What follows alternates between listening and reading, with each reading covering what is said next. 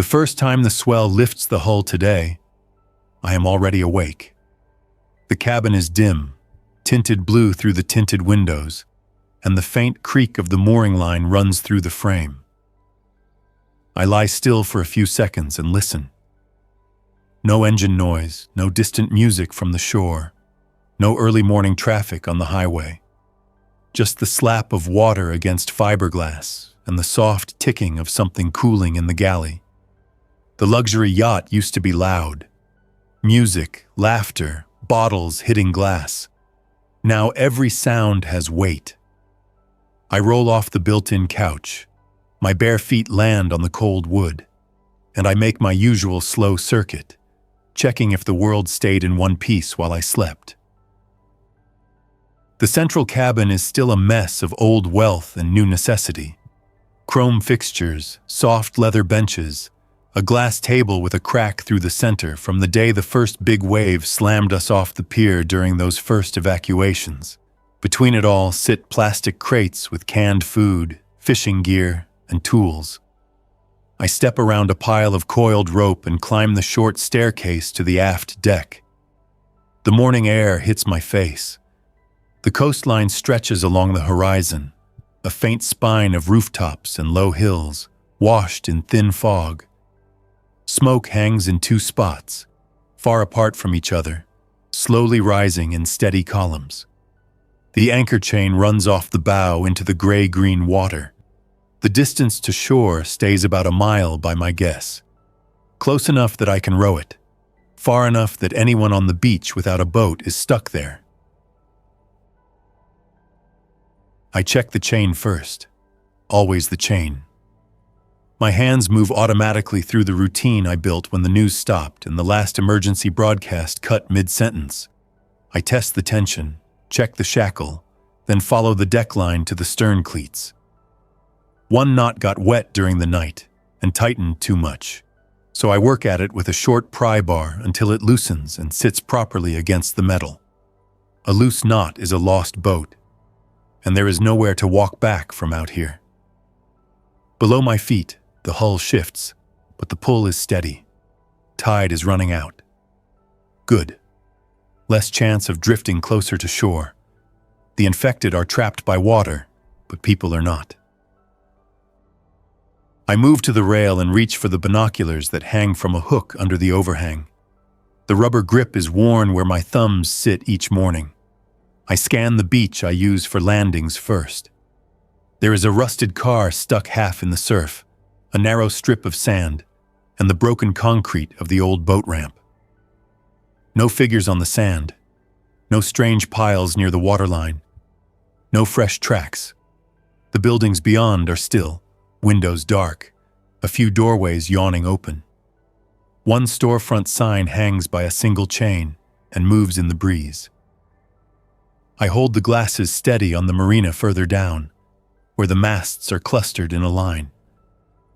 Some have fallen since I last checked. Windstorms do not care who owns the waterfront.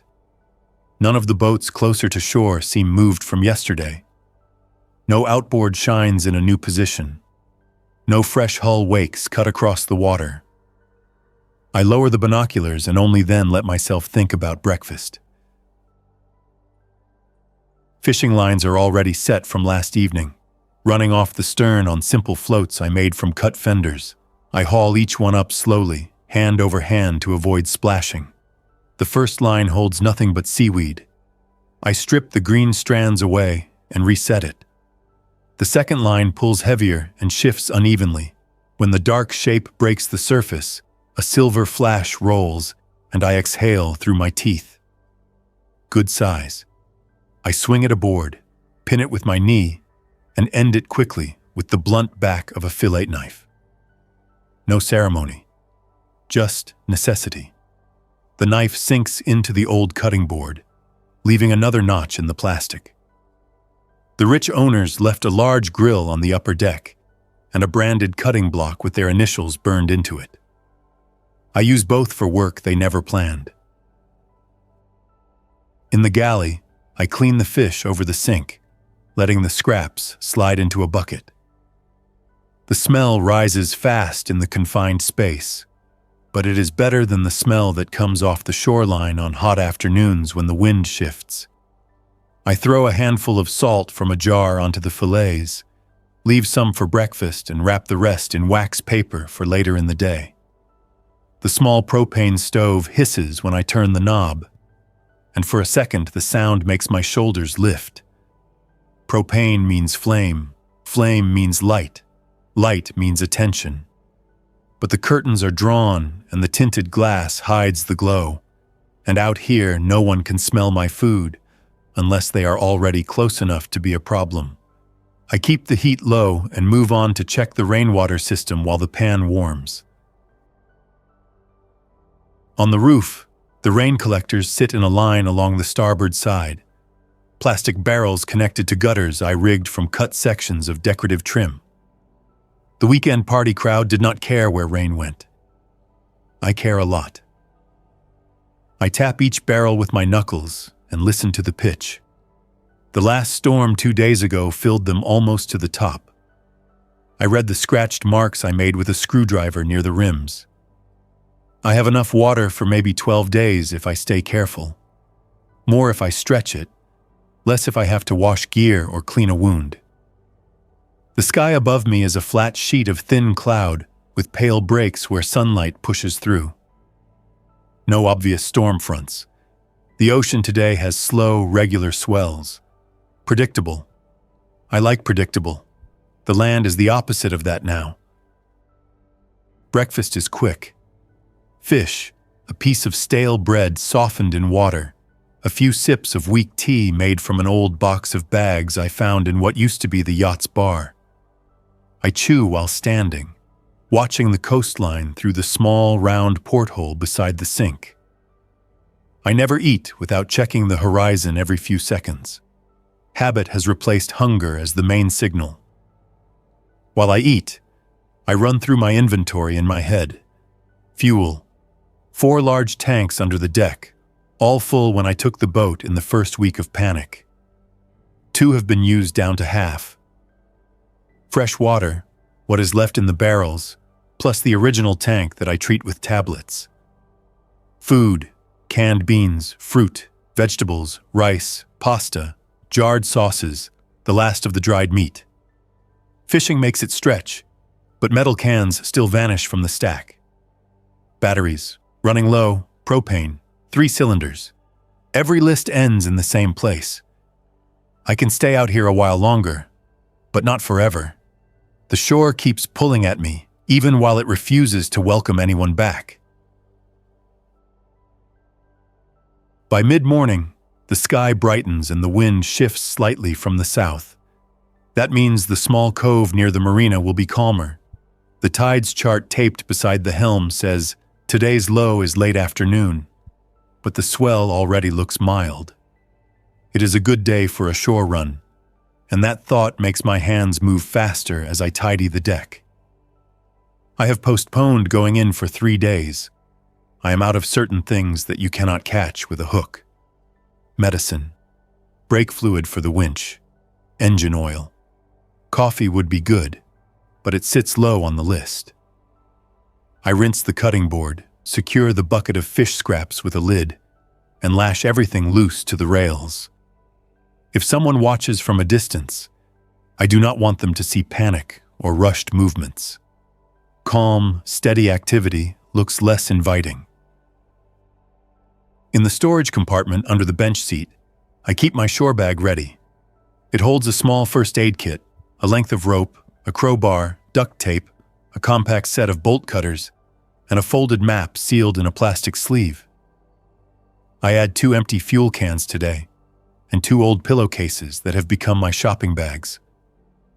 I slip on my jacket, not because it is cold, but because it covers my arms and keeps cuts less likely.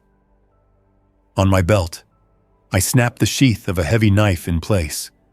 The pistol stays in the shoulder holster under the jacket, loaded, safety on. I clean it every 3rd day whether I use it or not. Ammunition is finite and loud sounds travel far over water. but it is better to have it and despise the noise than to need it, and remember it sitting in a drawer back on land. The dinghy bumps softly against the stern where I keep it tied, motor raised to save fuel. Today I row. The oars creak in the oarlocks as I lower myself in and test the balance. I tie the fuel cans into the center with a short line so they will not shift. One last sweep of the horizon shows nothing but water and the faint line of the city. I climb back up once to check the radar screen out of habit, even though it has not shown anything useful for weeks. No blips, just the boat at the center. Fine. I pull the quick release on the dinghy rope, push off with my foot, and start rowing toward the shore. Each stroke eats into the distance that has kept me alive. The yacht grows smaller behind me, and the town grows sharper ahead. The water between the boat and shore is not empty. Trash floats in a lazy path. Plastic bottles, a blue cooler, a child's inflatable ring faded by the sun. Here and there, dark shapes bob that I refuse to look at too long. The dinghy glides past them, oars dipping in a steady rhythm. I steer a little upcurrent to line myself with the boat ramp. Wind carries faint sounds from shore, a distant metal clatter, a gull's harsh call. Once I swear I hear a door slam, but it might just be the echo of a wave hitting concrete. The silence that follows is deep and stubborn. When I finally ground the dinghy on the wet sand, the bow grinds against broken shells, and I hop out, boots sinking slightly. I drag the boat higher, far enough that a lazy swell will not reclaim it, and tie it to the twisted frame of an old sign that warns about parking fees no one collects. The streets above the beach still carry the layout of a resort town. Wide sidewalk, small tourist shops, a cafe with tables chained to a railing, a rental stand with faded kayaks stacked in a tangled pile. Some storefronts are smashed, others are just closed with their metal grates half lowered. A damp newspaper sits against a drain, the ink washed into blurry blocks. I lift my pistol under the jacket enough to confirm it sits where it should, then pull the crowbar from my pack and advance in a slow, deliberate path. Every 10 steps, I pause and listen. Not for moans, not for movie nonsense, but for real sounds. A foot scuff, a dropped bottle, a breath caught in surprise. The town answers with wind rattling a loose awning and the faint drip of water from a broken pipe.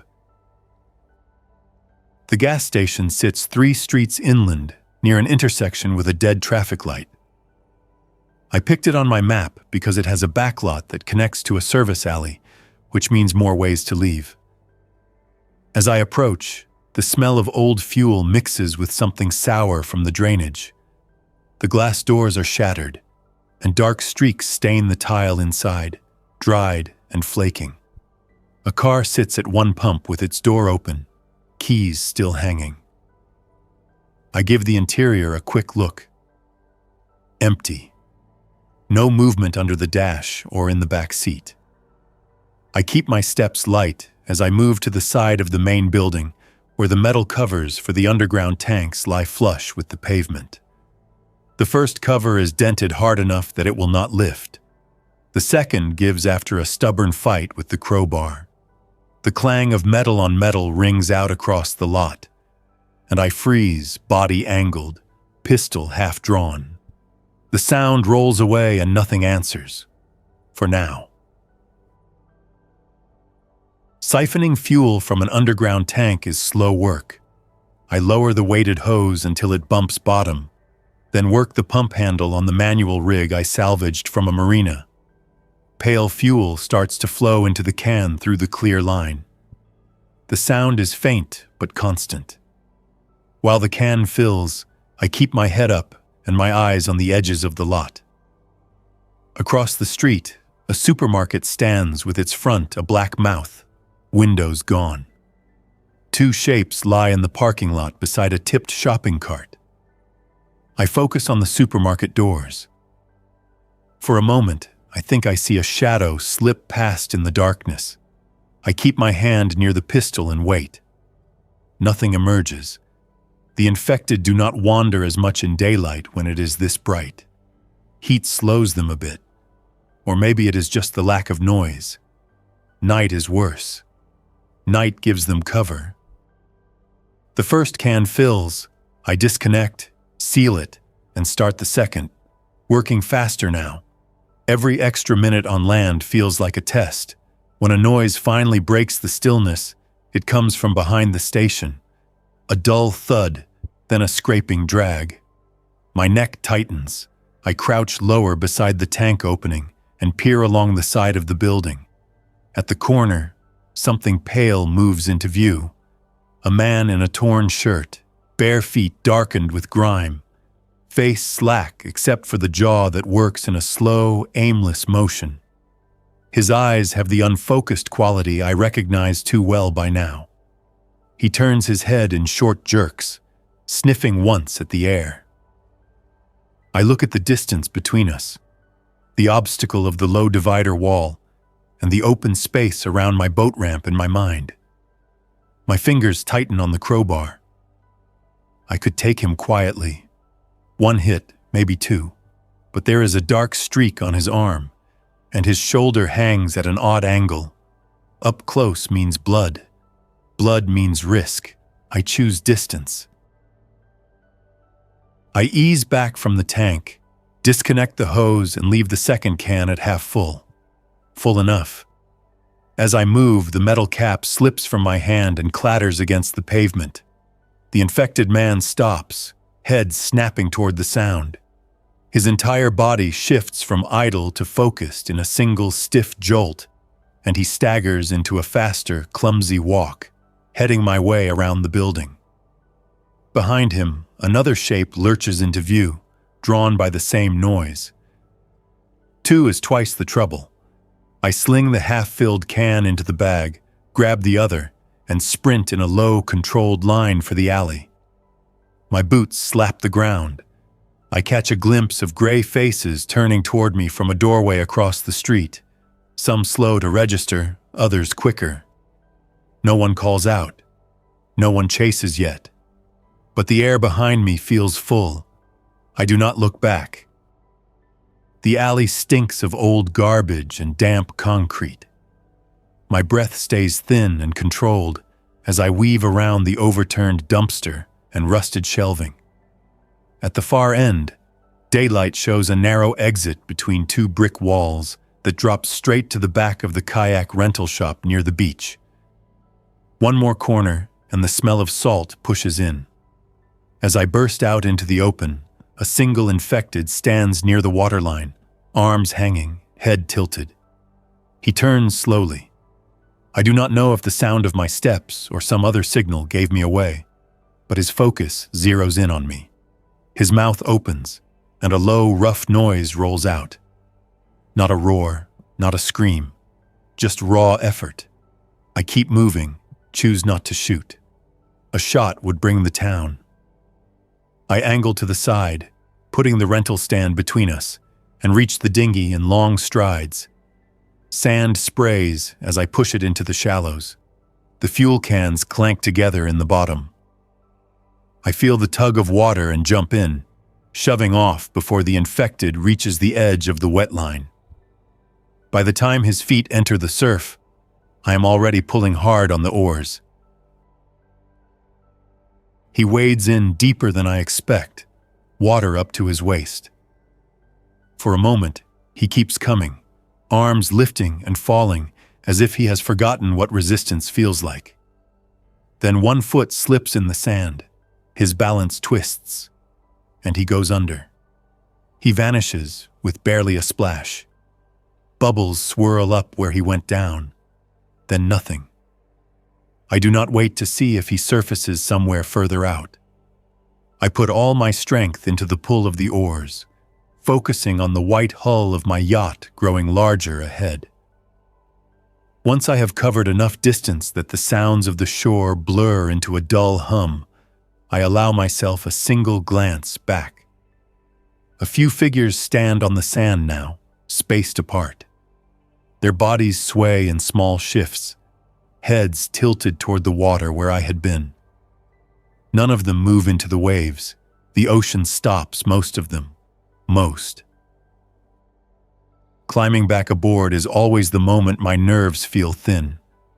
The dinghy bobs and bumps against the ladder as I climb, fuel cans knocking my shins. If someone watched me from a telescope or rifle scope, this would be the vulnerable window. I haul the cans up fast, stow the dinghy, and secure every line before I breathe a little slower. My shirt clings with a damp edge from sweat, and my hands shake just enough that I spill a few drops of fuel when I pour. I force myself to move in precise steps. Open hatch, funnel in, pour, close, wipe. The smell of gasoline spreads through the deck, sharp and chemical, pushing away the scent of salt and fish for a while.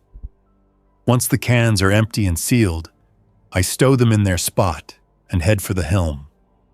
Time to see if the trip attracted attention. Through the helm's wide windows, the coastline looks the same at first glance. The same line of ruined hotels, the same leaning signposts, the same broken pier. Then, near the older part of the marina, I see something new. A small fishing boat that was not there yesterday rests on the outer edge of the mooring line. It sits facing the open water, bow rising gently with each swell. At the stern, a single figure stands. He has binoculars raised, and the glass points almost directly toward me. The sight hits harder than any infected stare. This is the problem I cannot outrun with water alone. I step back from the glass instinctively and slide sideways out of sight. The yacht's size works for me. It has angles, blind spots, sections where a person can disappear from a distant view. I crouch beside the console and peer through the lower part of the window, careful not to show my full face. The man lowers his binoculars, rests them on his chest, and turns to speak to someone else who must be out of my line of sight. The boat is not drifting. The bow holds steady. An anchor or line keeps him there. He is watching the coast. He might just be looking for movement on shore, but the fact his boat was not here before and is now exactly where he can watch my anchorage is enough to tighten something deep in my patience. I stay low and slide into the side passage, closing curtains in one smooth movement. From outside, it will turn the yacht into a dull shape of dark glass and white hull. Fewer visible silhouettes. I cut the power to the navigation lights even though it is day. I shut down the radar and anything else that sends out a signal. The more dead this boat feels to another eye, the better. There is a chance he already saw me. If he did, he will mark this position and return. If he did not, I will do everything I can to keep it that way. I move from window to window, checking angles. At no point do I stand in full view. The routine is starting to feel too practiced. I have done this before. Another boat, another set of strangers, another set of slow passes at a distance, watching. The day drags past in quiet tasks while I steal glances through a small gap in the curtain. The fishing boat stays put until late afternoon. A second man appears, bringing something up from below, then disappears again. I see no weapons, but that means nothing at this distance. When the sun starts to dip, the boat finally moves. The engine coughs once, then settles into a steady hum, and the bow angles toward the harbor entrance. The boat cruises along the shore, close enough that the men can look at the buildings through their binoculars. They do not come out toward me. They do not need to. Now they know someone moves out here. There is no reason to assume I am the only one who thought a mile offshore was safe. That thought opens a thin crack in the comfort the ocean gave me. That night, I run the yacht dark. No interior lights, no music, no radio chatter, no flashlight beams across the water. I eat in the near dark with a small battery lamp tucked under a towel, pointed down into my bowl. I check the engine room and close every hatch. Then I sit at the helm with the windows black around me and watch the coastline turn into a jagged shadow against the stars. Moonlight spreads across the water in patches. Far off to the south, a brief flash winks in the distance. Maybe a reflection off glass, maybe a lighter, maybe nothing. I log the approximate direction on a sticky note and pin it to the console. If it repeats tomorrow, it is a pattern. Patterns matter. Sleep comes in short sections on nights like this. I lie down fully dressed, shoes on, pistol under the folded blanket at my side, and set the small kitchen timer for 40 minutes. When it rings, I stand, stretch my stiff back, and do another slow circuit of the boat, checking the chain tension, the deck, the dinghy. Somewhere around the fourth cycle, near what used to be midnight before the clock stopped meaning much, I hear it. An engine, soft and steady, not far. I slip to the helm and peek through the curtain without touching it. A small boat moves at a low speed across the dark strip of sea between my position and the harbor. The running lights are off, but I can see the shape against the lighter water. It cuts a direct line toward me for 10 seconds, then angles slightly away. Someone on that boat knows roughly where I might be and is trying to come in without announcing himself to the shoreline. My hand goes automatically to the anchor controls. There is no time for polite decisions. If I stay and he comes close, he will see the outline of the yacht. Once he knows for sure I exist, all the distance and water in the world does not erase that knowledge. I hit the quick release on the anchor chain. There is a heavy clank deep under the bow, a quick jerk as tension snaps free, and then the yacht lurches gently as the chain drops into the dark water below. I lose the anchor, but the trade is worth it. I move to the helm, keep the engines off, and let the swell start to move the boat. The current here trends north. Slowly, almost lazily, the yacht begins to drift out of its previous circle. I watch the approaching boat through the slit in the curtain. It slows near where my anchor line previously extended below the surface. The man at the tiller, at least I assume it is a man from the broad shoulders, leans forward, peering into the dark as if expecting to see something solid. I hold my breath for a few seconds, then remind myself that he cannot see through glass this dark if I keep the interior black. After a few minutes of scanning, he turns the boat in a slow arc, then throttles up and heads back toward the harbor. He might think he misjudged the position. He might come back tomorrow with better intel. Either way, I am no longer where he expects. By sunrise, I am several hundred yards further from shore and slightly north of my old spot. The coastline now has a different angle. New landmarks, new shadows, same ruined town. The price of safety is now an anchor sitting useless on the seafloor, and the knowledge that someone else is hungry enough or desperate enough to hunt on the water at night. I eat a quick breakfast and study the charts. There is a small rocky outcrop a few miles up the coast where depth increases sharply. A good spot to reset an anchorage if I can improvise a new mooring system. That means using chain and rope in a way the former owners never considered. That means another short risk window near the shore where I can scavenge. The entire day becomes logistics. The weather changes 2 days later without much warning.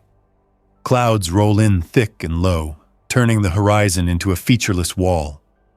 Wind rises steadily until the flags on shore. What remains of them stands straight. The swell lifts and falls in a heavier rhythm, and whitecaps dot the surface. I had managed to reach the rocky outcrop the previous day and jury-rigged a mooring using a heavy chain wrapped around a submerged boulder and a section of towing line. In good weather, it holds fine. In a growing storm, it complains. The yacht jerks, deck gear rattles, and cabinets slam if I forget to latch them. I move through the boat, securing everything loose.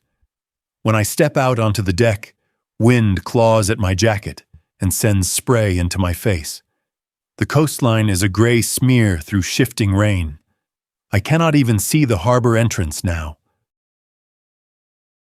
The storm turns the night into a test I did not sign up for, but cannot step away from. Waves hit the hull in uneven sets, slamming one moment and rolling under the next.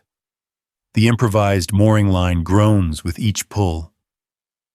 I check it every hour, leaning over the bow with a flashlight shielded by one hand. The beam slices through rain and spray to reveal the thick rope stretched tight, disappearing into foaming water. Once, in one of those flashes, something else shows for a split second. A pale arm, reaching up out of the water a few yards from the hull, fingers spread. Then the next wave drops it back below the surface. When I look again, nothing is there. The rational part of my mind lists debris, floating logs, tricks of light. The part that remembers the man slipping under the waves near the shore lists other options. Either way, I double-check that every ladder is pulled up. By morning, the storm passes, leaving a tired, confused sea behind.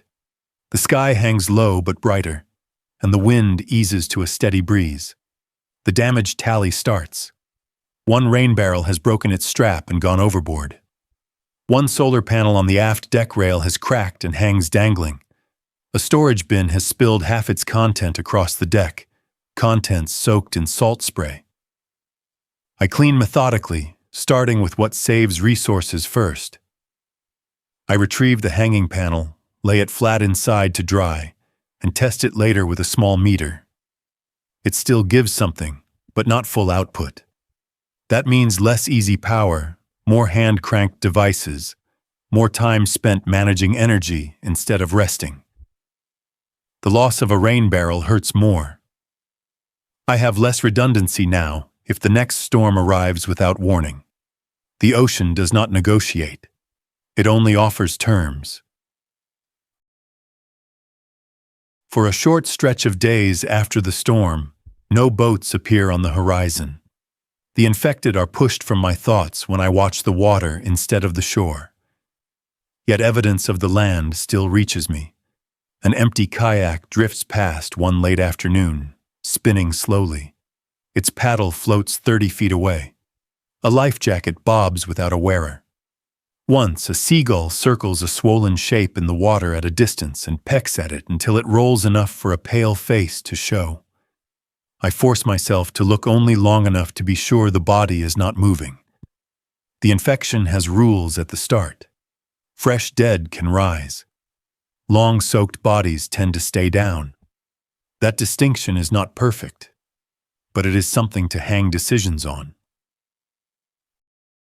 When the next human contact comes, it is not from a fishing boat or a drifting kayak. It is from the radio. I sit at the small desk near the helm, turning the dial in short increments across a band that once carried music and weather reports, now mostly static and bursts of distant interference. On one sweep past the low end, a voice catches my ear. Not clear, not strong, but unmistakable words under the hiss. I reverse the dial minutely and lean in. A woman speaks, her tone flat and clipped, reciting numbers and place names. She mentions a harbor 2 towns north of me, a blockade of boats across the entrance, a group on shore controlling access, fuel in exchange for weapons or food. She warns that smaller vessels have vanished near the blockade, fate unknown. The message loops every few minutes, probably automated through some battered transmitter. I listen 3 times, memorizing details. Then I shut the radio off. I do not want my own equipment to send out anything in response by accident. There is a pattern in all this. Land offers more supplies but more danger. The ocean offers fewer supplies but most days more distance from human plans. The blockade group leaves me with a choice. If I stay near this stretch of coastline, eventually someone with binoculars and a habit of counting hulls will notice the white luxury yacht that appears in their field of view sometimes and mark it as a resource. If I leave, I burn through fuel and move into water I know less well. The charts give depth and currents, but they do not mark who controls which piece of shoreline now. I spread the map on the desk and trace the coast with my finger. There are smaller inlets further south, an island or two, and long stretches with no major harbor at all. Less convenient, more empty. Empty sounds good. I decide to make one more serious run to shore before leaving this area entirely. One more refill of fuel, one more grab at shelf-stable food, medicine, and any spare parts that can help keep the yacht alive. The decision feels heavier than the pistol on my shoulder. I give myself until tomorrow morning to prepare, then spend the rest of the day making sure everything that can break is at least checked. I change the oil in the generator, clean the air intake, grease the winch gears on the bow, and test the emergency bilge pump. I walk through the cabins that I barely use, taking stock of the ridiculous luxury that still lingers in the furniture and decor. Silk curtains, an expensive sound system with no signal to play, a built-in wine rack holding nothing but dust. The owners fled in a hurry and left no forwarding address. I wonder if any of them made it past that first week while I was still on the pier watching boats fight for space at the fuel dock. Those memories feel close and far at the same time. Morning breaks with a clear sky and a calm, steady swell. Perfect conditions for risk, which somehow makes it worse. The routine repeats: shore bag, tools, pistol, fuel cans. I add an extra canvas bag for food if I find any worth carrying. This time I plan a different route. The supermarket I watched from a distance near the gas station still holds shelves and a pharmacy section. It also holds more space for infected to linger. I decide to enter through the loading dock and move straight to the storage area instead of the open aisles. The map in my head has grown more detailed with each run. I use that detail now. I row in, beach the dinghy, and move with careful speed through the same beachside alley network, keeping my profile low and my senses tuned for small sounds. The supermarket's loading bay door stands half open, warped on one side. A delivery truck sits crooked in front of it with its back doors flung wide. Pallets of old cardboard and plastic wrap block part of the entryway. The smell inside is thick and stale. I slip through a gap and find myself in a maze of shelving and pallet racks. Some are empty, others still hold boxes of branded snacks and bulk items. Many of those have been torn open already, contents scattered. I move past the obvious choice and head for the back wall where the pharmacy cage stands. The gate is closed but padlocked with a cheap lock. 2 solid pulls with the bolt cutters, and it hangs useless. I step inside and sweep the shelves with my eyes. Most of the easily recognized names are gone. Someone has been here and took anything that sounded urgent. What remains is still valuable. Bandages, antiseptic, generic pain medicine, allergy pills, ointments. I grab handfuls, stuffing them into my bag without wasting time reading every label. A small bottle of water purification tablets hides behind a fallen box. That goes in too. A sound from the front of the store freezes me. A faint shuffle, then the clack of something hard hitting tile. I crouch low and move to the corner of the pharmacy cage, peering through the mesh toward the aisles beyond. In the dimness, a figure moves into view between the shelves. A woman this time, short hair matted to her head, one arm held stiff against her side. Her clothes hang in damp folds. She moves with that same unnatural stop-start rhythm. She is not alone. Two more follow, spaced out behind her, drifting between the toppled products. They explore the space with slow, random steps, heads turning in small jerks. The smell in the air shifts subtly with their presence, a sour, metallic edge that catches in my throat. I press my tongue to the roof of my mouth and stay still. Silence is a tool as much as any weapon. I wait until they pass my aisle and move deeper into the store. Then I slip out of the pharmacy, taking each step with calculated weight so the soles of my boots do not squeak on the tile. I keep the shelves between us as thick as possible, eyes locked on gaps where their limbs might appear. The temptation to grab more food is strong. Some of the lower shelves still hold cans and boxes that others missed in their first looting runs. But every extra second here increases the chance that one of the infected will turn its head and fix on a movement that does not belong. I take only what I can reach without detouring. A few cans of vegetables, some packets of rice, a box of crackers that has not gone stale in the humid air. Then I retreat the way I came, through the loading bay, past the waiting truck, into the daylight that now feels almost hostile. Back on the beach, the air carries more sound than before. Farther down the shore near the marina, an engine revs high, then drops. The sharp crack of wood against metal rings out, followed by faint voices raised in argument. I drop into a crouch behind the skeleton of a lifeguard stand and watch the distant activity. A cluster of small boats comes and goes near the harbor mouth, loading and unloading people in crates. The blockade group announced on the radio is busy. That means more eyes on the water.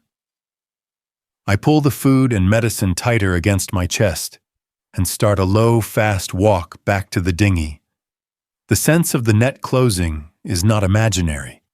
It is a practical reading of lines on water and the way human hunger organizes itself when left without rules. When I row back out, every splash of the oars sounds too loud in my own ears. I take a slightly different angle to return to the yacht, coming up from the south to check if anyone sits in my blind spots. The deck looks empty, my improvised mooring line still taut, the hull unmarked by any new scratches that might indicate an unwelcome visitor tried to climb aboard.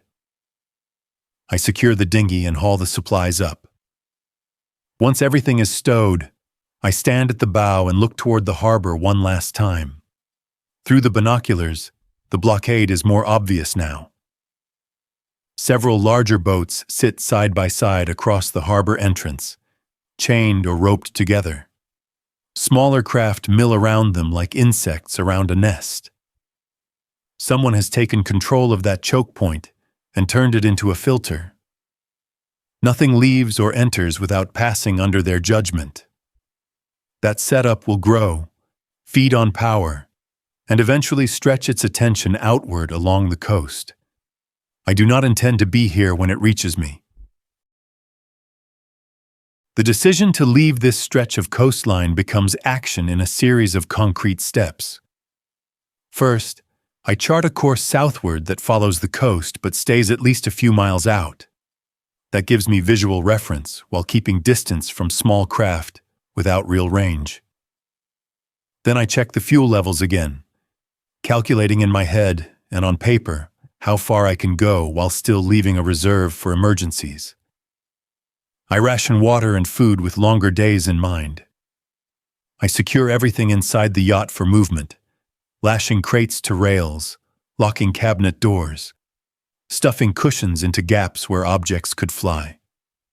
The luxury interior disappears under straps and tarps until it resembles a workboat more than a party vessel. That feels right.